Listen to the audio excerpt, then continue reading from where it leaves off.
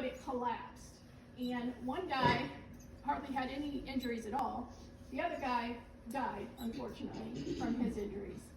So that's the first death that we know of that happened on the property outside. There's another one inside that I'll get to in a second.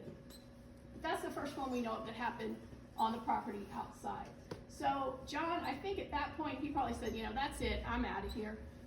So he sold the property to a guy named Buck Brady. Now, how many people are local? Anybody local? So you guys probably know the mob history in Newport, right? This area, especially during Prohibition, was very heavily controlled by organized crime.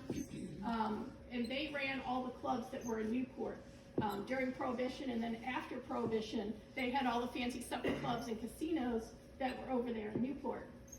So John sold the property to Buck Brady, who thought he could compete with the clubs over in Newport. So he bought it, he added all of this on, and opened it up as the Primrose Country Club in 1943. This room here was the casino room. And this room in here, which you guys can explore later on, let me turn the light on. There's a big safe in here. And that's where they kept all the money for the casino. And on the other side of the wall is a little window with bars on it, which is where you would have cashed your chips in to the casino. So I don't know what in the hell they're going to do with that safe in there. That thing probably weighs 10 tons. I don't know what they're going to do with that. But yeah, that's a cool little room to sit in. We get a lot of female voices in there when we do EVP sessions.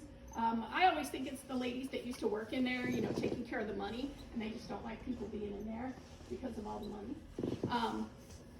But in 1943, the current men's bathroom used to be an office, and the men's bathroom was actually right along in here.